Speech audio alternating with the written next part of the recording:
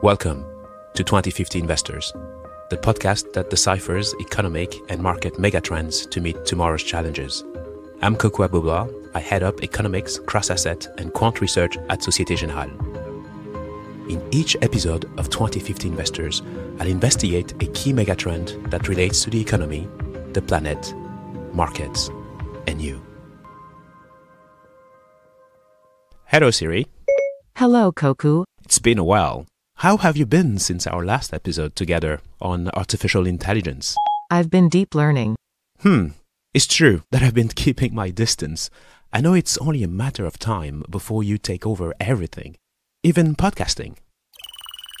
You are right. Only 3 years, 10 months and 5 days left to go. Talking about ticking clocks, climate change and the current heat wave in the UK have been on my mind lately. We are due to hit 42 degrees Celsius by the end of this week. Yes, 42 degrees in London. Madness. Greenhouse gas emissions are rising again, despite all the calls for action. And the war in Ukraine has clearly made things worse, with a full-blown energy crisis.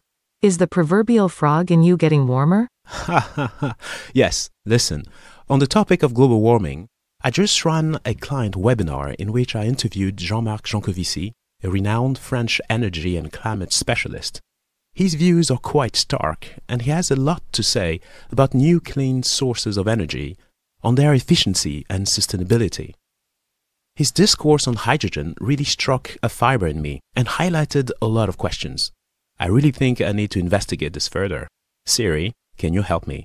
Sure. You know you can always count on me. Yes, I hope so. Let's start with some basics. What is hydrogen? Hydrogen is the lightest element. At standard conditions, hydrogen is a gas of molecules composed of 2 hydrogen atoms, hence its formula in the periodic table of elements being H2. It is colorless, odorless, tasteless, non-toxic, and highly combustible. Each atom has 1 proton, 1 electron and no neutrons. Indeed. According to Wikipedia, hydrogen is the most abundant chemical substance in the universe, accounting for roughly 75% of all normal matter. Stars, such as the Sun, are mainly composed of hydrogen in the plasma state. Most of the hydrogen on Earth exists in molecular forms, such as organic compounds or water, think H2O. Even in fossil fuels, it's literally everywhere. Let me show you exactly how far my machine learning has gone, Kokou. As I know you are an advocate for climate change mitigation action, I've narrowed the scope to hydrogen and the energy transition. I found 1 terabyte of files on hydrogen as a source of energy. I've classified them into 3 types. Gray hydrogen, which is produced from methane and produces CO2 emissions. Blue hydrogen, which is produced alongside carbon capture technology that stores the CO2 produced as a byproduct in the production of hydrogen. And green hydrogen, which is produced via water electrolysis and renewable energies such as wind or solar, with 0 CO2 emissions. And finally, there is an absolutely huge potential for hydrogen fuel cells to become the ultimate storage solution for renewable energy. Are you impressed? Please leave me 5 stars and a good review. Ha ha ha ha. Yes, indeed. Very impressive, Siri. We might need to slow your deep learning a notch. Just kidding. I hope so. Keep it up. There is definitely a lot of information out there about hydrogen as the ultimate clean source of energy for the future, but it is not so green just yet, pun intended. There are also a lot of critics who pinpoint the substantial running costs of its value chain. With all the public statements and investment programs being announced, over $500 billion as of July 2021, according to the Hydrogen Council, hydrogen is clearly a very topical question. But as alluded to, and like most things, there are always 2 sides to the story. To get our heads around this, what if in this episode we looked at the pros and cons of hydrogen, the costs versus the benefits of hydrogen? You mean like in an Oxford-style debate? Actually, I have a better idea. What if we ran this as a trial? A trial where you, my devout listeners, are the jury. Breaking news. Solar and wind energy are suing hydrogen for defamation, as the latter claimed it was the most sustainable energy source of the future.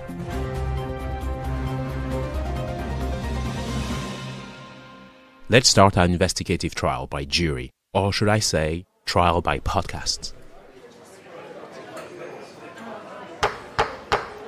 All rise. Department 2050 of the Superior Court by podcast is now in session. Please be seated. Will the jury please stand up? Please stand up and raise their right earplugs.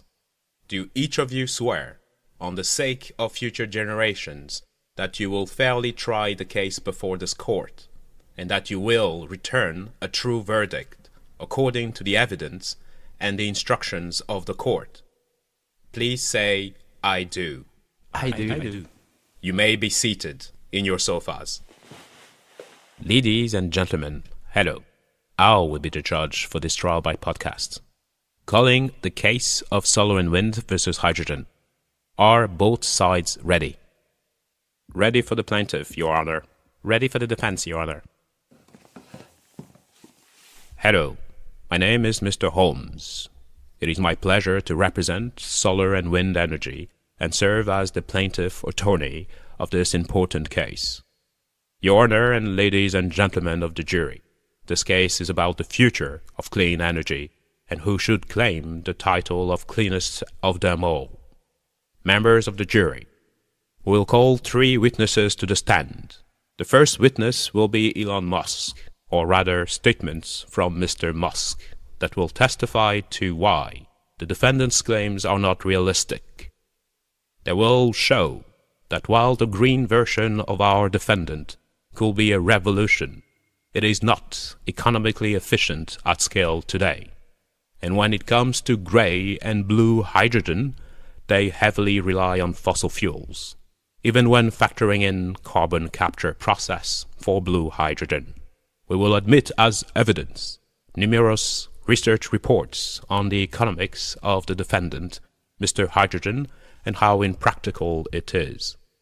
And finally, the jury will hear from Jean-Marc Jancovici, a renowned energy and climate expert. The defendant has claimed to be the cleanest of them all. However, we will establish that the defendant has been overly optimistic about its potential. After you have heard all the evidence, we would ask that you find the defendant guilty as charged on all counts. Thank you. Thank you, Mr. Holmes. Mr. Watson, you may proceed.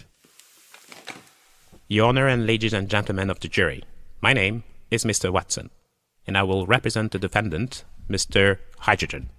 The defendant stands here today wrongly accused of not being the most sustainable source of energy. At the end of this trial, we are going to ask you to render a verdict of not guilty, the only appropriate verdict in this case. Members of the jury, the plaintiff attorney, Mr. Holmes, explained in his opening statement that Mr. Hydrogen does not have what it takes to become cost-efficient and transformative for many sectors across industries and thus do its part, if not the part, to bring us to net zero. As the defense attorney, and to prove that hydrogen is the cleanest and fairest of them all, I will call 3 witnesses to the bar. My first witness will be the IEA report called The Future of Hydrogen, that was commissioned by the Japanese government under its G20 presidency in 2019. It will show that substantial investments can reduce costs linked to hydrogen thanks to significant economies of scale and make my client very transformative for the planet. We will admit as evidence numerous reports and articles from various sources. Lastly, my third witness will be Allan Baker, Global Head of Power at Societe Generale.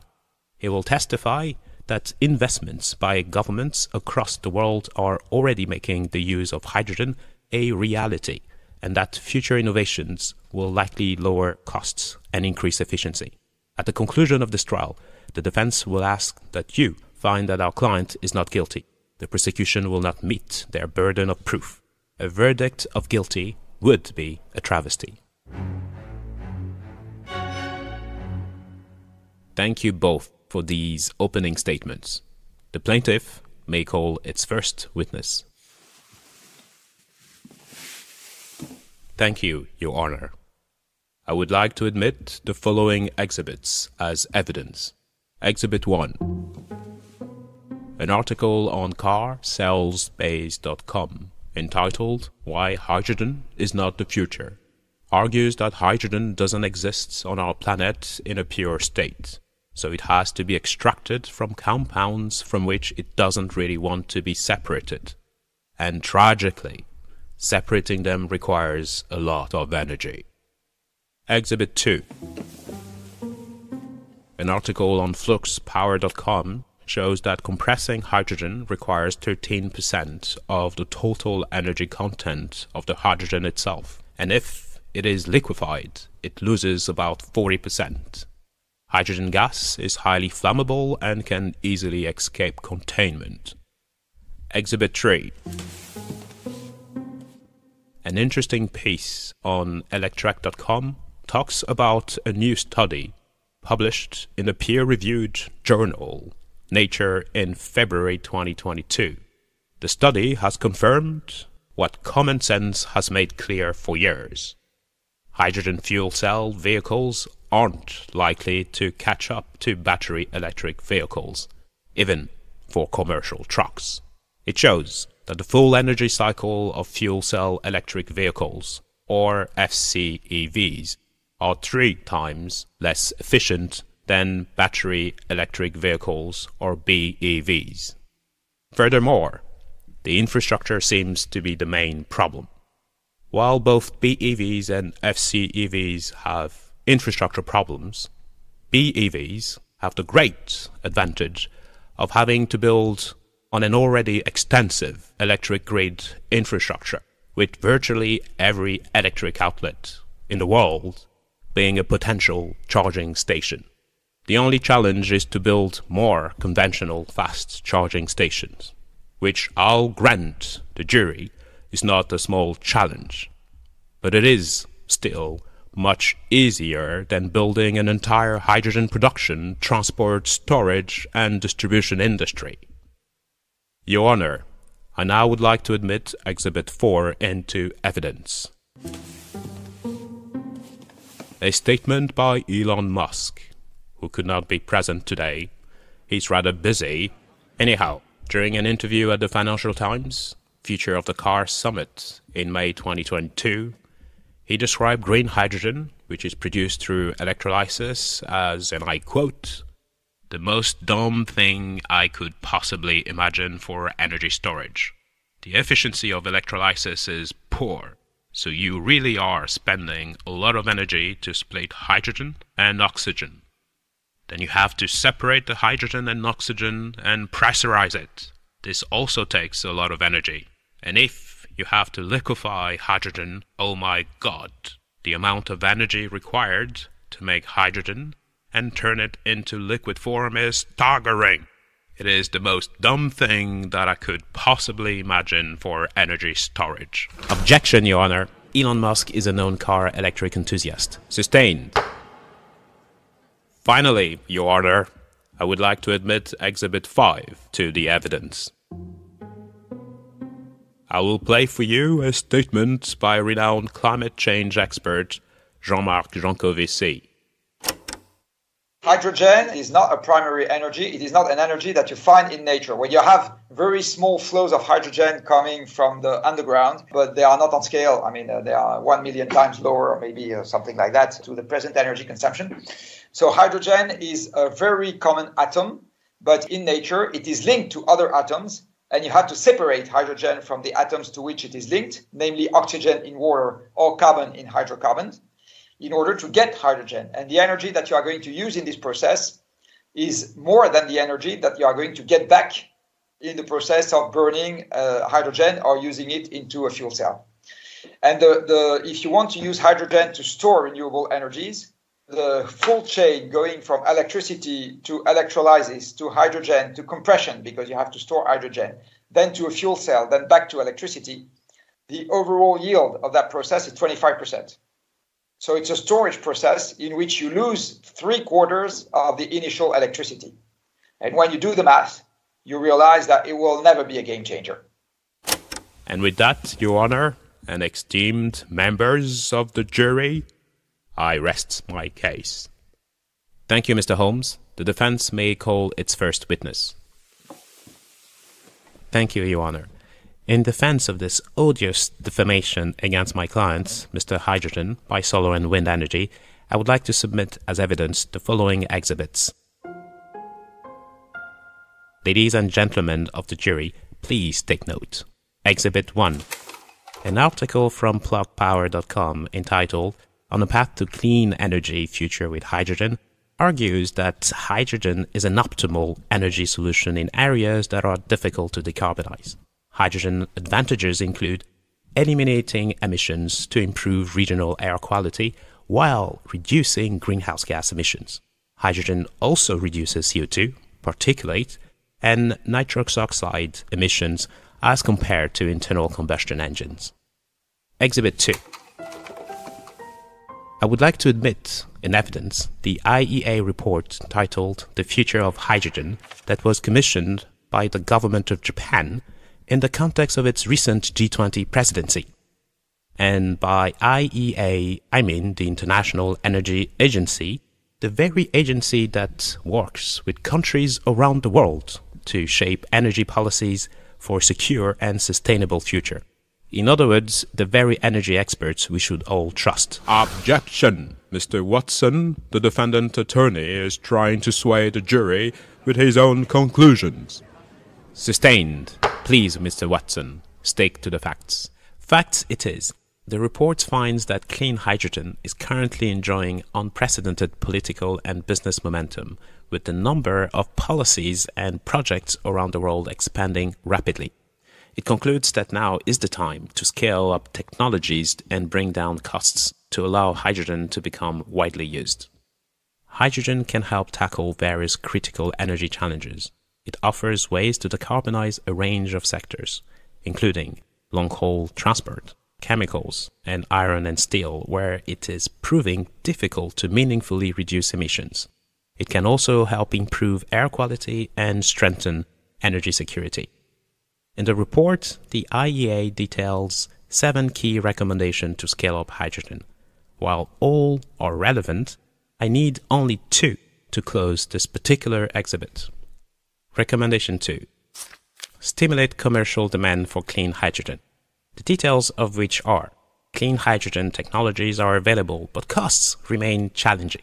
Policies that create sustainable markets for clean hydrogen, especially to reduce emissions from fossil fuel-based hydrogen, are needed to underpin investments by suppliers, distributors, and users. By scaling up supply chains, these investments can drive cost reduction, whether from low-carbon electricity or fossil fuels with carbon capture, utilization, and storage. Recommendation 4. Supports R&D to bring down costs.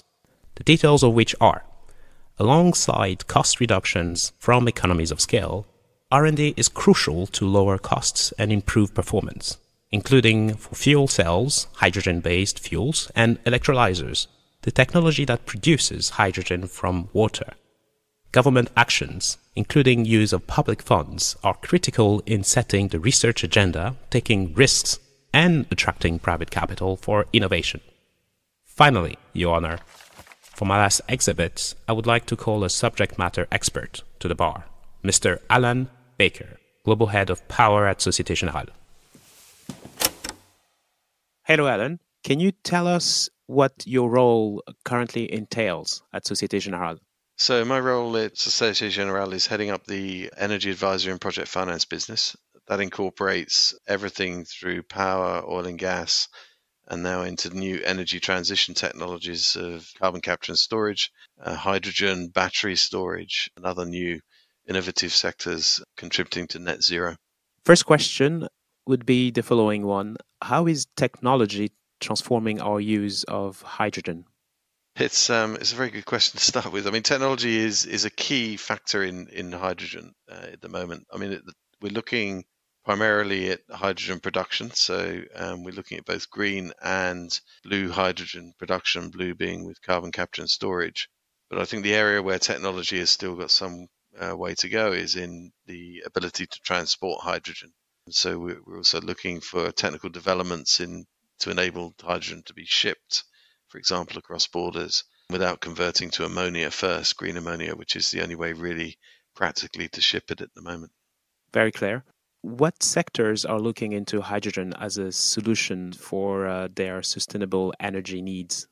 It's a product which can be used across many, many sectors. That's one of the reasons I think why hydrogen is so attractive. But I think some sectors are not possible to decarbonize without hydrogen. And there I'm thinking of things like fertilizer, hydrocracking, desulfurization, and to a certain extent, maybe steel and some mobility applications. So probably the biggest investors we see at the moment are the oil and gas companies. If you look around the world, I think the oil companies, both the independents and the national oil companies, have seen hydrogen as a product that can replace some of the hydrocarbon production that's going to be reducing as we go through the energy transition.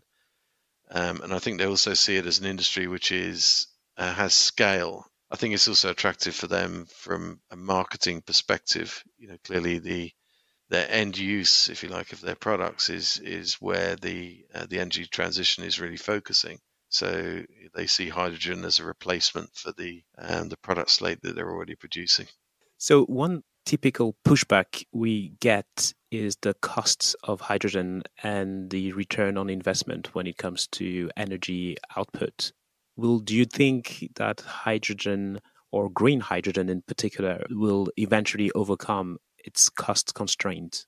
I think eventually it will for two reasons. I think one is the cost of production is likely to reduce through technology advancements, through scale, and through the greater use of hydrogen. I think the other factor is carbon pricing on the other side. So increasingly, I think fossil fuels are going to be penalized by carbon certificate prices or other forms of carbon tax, which starts to close the gap in cost between traditional fuels and hydrogen. So a mixture of both technology improvements to give you cost improvements as well as sort of policy related improvements, if you like, closing that gap. This is a very good point. Then how important to the energy transition is the ability to store energy compared to the other existing alternative, particularly when it comes to renewable forms of energy? I think storage is going to become increasingly important, both in production of hydrogen and in balancing the system.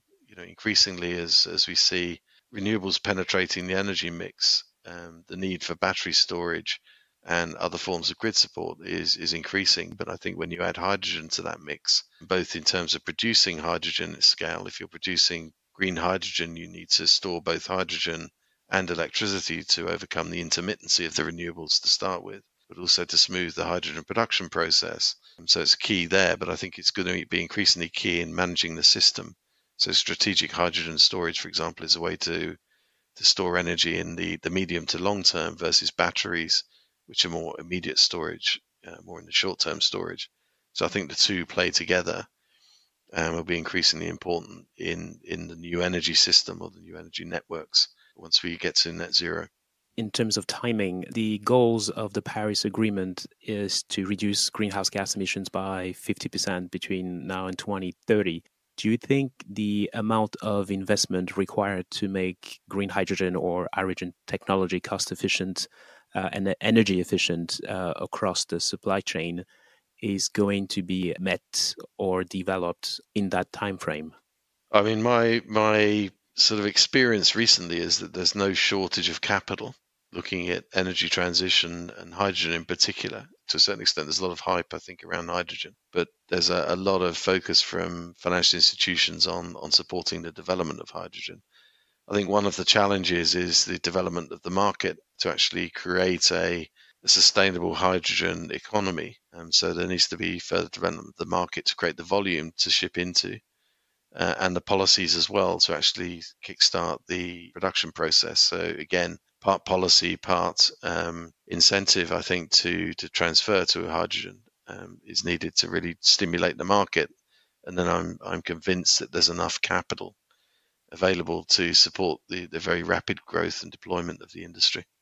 In your opinion, do you think solar and wind energy are competitors to hydrogen, or do you think they can work together? Complicated question. I think they, in some sectors, are competitors. Clearly, in the mobility sector, renewables through to electricity and EVs is an option that's taking off very quickly. So hydrogen is really competing there to try and catch up, I think. But in some of the sectors where you can't decarbonize with electricity, you have little choice but to use hydrogen. There are other technologies developing. So I think they have their own market position. But there is clearly an overlap where it's not clear yet whether hydrogen or electricity is the technology of choice. But I think as well, obviously in green hydrogen, there's an opportunity, I think, for hydrogen production using excess renewables once renewables penetrate, significantly into the market. So we anticipate there'll be periods of time when there isn't electricity demand for the renewables that can be used to create hydrogen for storage, which can be used later. So I think it's a complicated question because I think in some respects they're competing.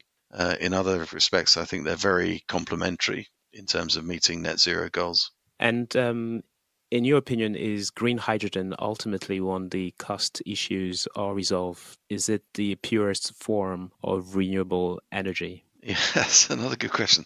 I mean, we're trying to get away from the concept of green, blue, turquoise, the many other rainbow colors for hydrogen, and really talk about low carbon hydrogen.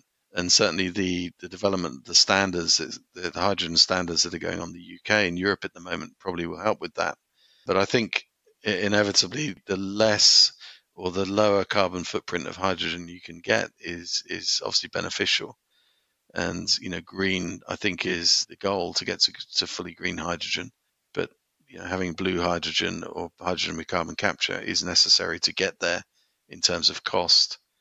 It's a lower cost production process in most countries at the moment. So if you want a least cost solution to a hydrogen economy, I think you have to start with blue hydrogen. Thank you for your testimony, Allan. Ladies and gentlemen of the jury, I'm now going to read to you the rules that you must follow in deciding this case. Proof beyond a reasonable doubt does not mean beyond all possible doubt. It means that you must consider all the evidence and that you are very sure that the charge is true. Listeners, have you reached a verdict? I hope that you have found this trial by podcast riveting and have formed an opinion on hydrogen. Reaching net zero is a daunting challenge with many tough decisions ahead, and clearly, all avenues must be explored. We may not have all of the answers to make hydrogen the most sustainable source of energy of them all, but it would be wise to remember the words of Dr. Carl Sagan. Absence of evidence does not mean evidence of absence.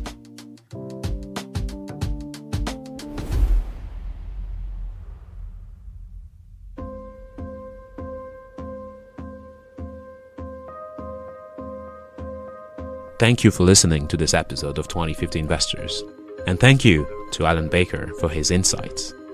I hope this episode has helped you form an opinion on hydrogen as a source of energy. You can find the show on your regular streaming apps. Please subscribe, leave comments and stars anywhere you like, and spread the word. See you after the summer break for our next episode. While the following podcast discusses the financial markets, it does not recommend any particular investment decision. If you are unsure of the merits of any investment decision, please seek professional advice.